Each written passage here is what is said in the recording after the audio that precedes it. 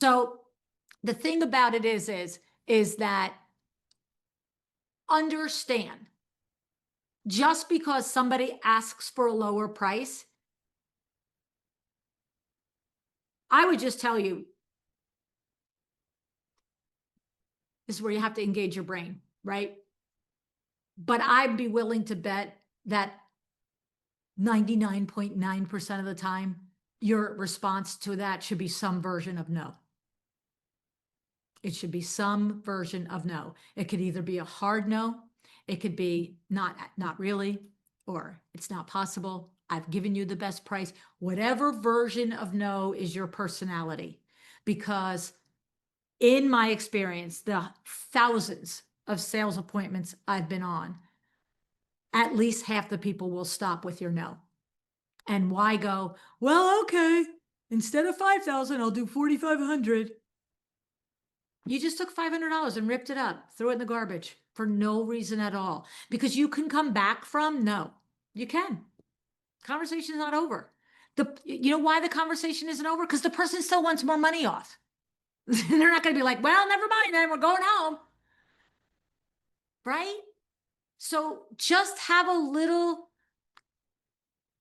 confidence mindset in, I can do one no at least. I can do one no at least. The world isn't going to end if I say no at least one time and see what happens. Right?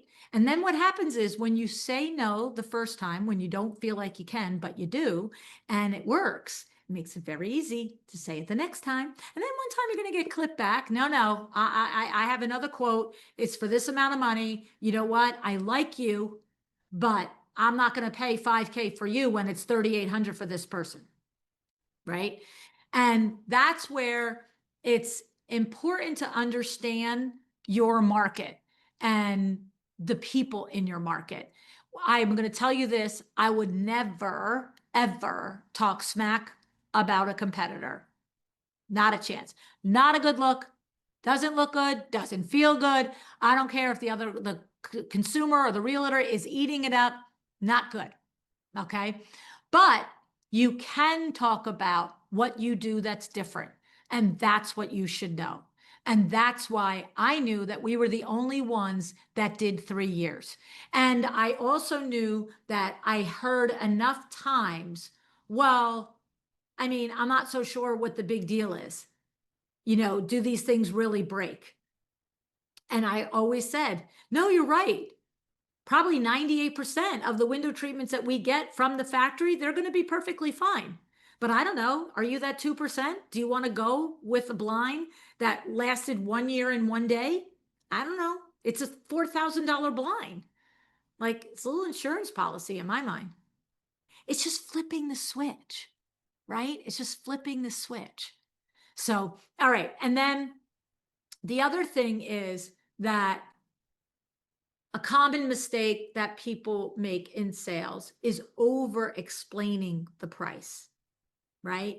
It's not only delivering the price, but not letting it sit and not being okay with the silence and not being okay with saying, hey, for this home, this turnaround, this timeline, you know, the staging fee for this is going to be $15,000.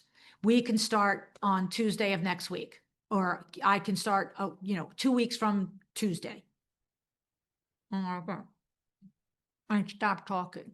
Just shut up. Just literally shut up. You know, observe it now. Observe it now when you go to buy things from people. Observe it when you buy appliances, when you buy cars.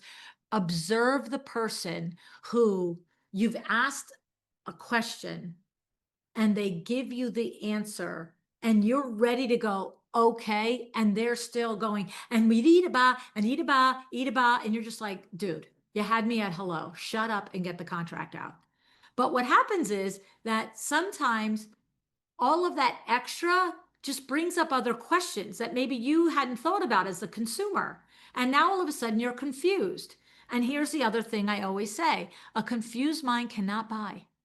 As soon as you confuse somebody, they cannot pull the trigger because now they feel like I'm irresponsible. I don't actually understand this. And if I buy it, that's being irresponsible with my money. That's, people like my partner is going to think I'm a fool because I bought the thing and I don't really understand what it is. And I can't explain what we're supposed to get and what we're not going to get and blah, blah, blah. So people will just go, I'll let you know. I'll let you know. All right. And so the other thing is to understand.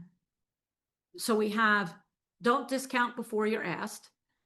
If you're asked for a discount, say no in whatever way you want. Do at least one no run at it. Don't over explain your price. Give your price, explain your service, what's included, and be okay with the silence. And then another mistake in the mindset of sales is thinking that let me think about it is a no or a yes. It's a nothing. It's a nothing. You haven't done your job. You're not done. You haven't done your, if they say, I have to think about it, you know, anything, they're not, it's just what I said a moment ago. They've got a confused mind, right? Now, I will tell you, if you are presenting to, if it's a property, if you're presenting to the consumer rather than the realtor, right? And there's a couple and one of them isn't there, and somebody is like, well, I'm going to talk to my partner and I'll let you know.